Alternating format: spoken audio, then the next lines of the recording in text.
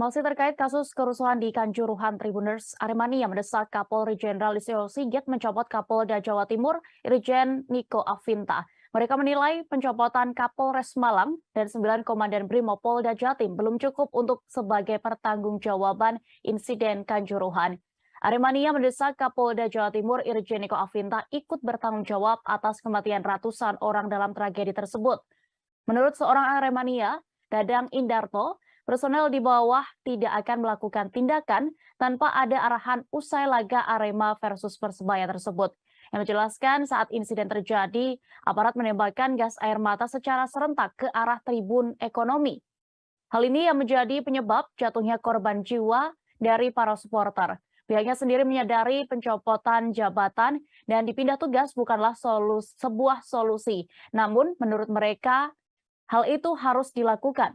Dadang juga menuntut pengusutan tuntas penyebab kematian ratusan Aremania malam itu. Terpisah, Direktur Eksekutif Amnesty International, Usman Hamid mengatakan Kapolda Jawa Timur Irjen Pol Niko Afinta patut dimintai pertanggungjawabannya. Bahkan dicopot dari jabatannya terkait tragedi di Stadion Kanjuruhan, Malang, Jawa Timur yang menewaskan 131 orang. Usman juga menilai ada unsur pelanggaran hak asasi manusia atau HAM dalam peristiwa tersebut. Sudah sepatutnya menurut mereka Niko bertanggung jawab penuh atas keselamatan masyarakat terutama di Stadion Kanjuruhan. Tak hanya Kapolda, Usman juga meminta Kapolri Listio Sigit Prabowo untuk memantau dan memeriksa kinerja anak buahnya di lapangan.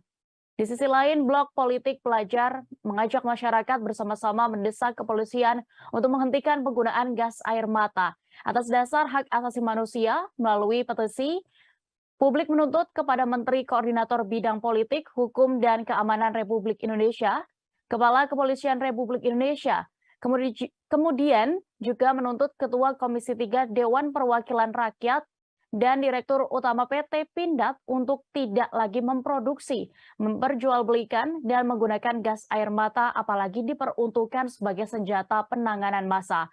Pasalnya, penggunaan gas air mata di dalam stadion bahkan juga sebenarnya dilarang oleh Asosiasi Sepak Bola Dunia FIFA.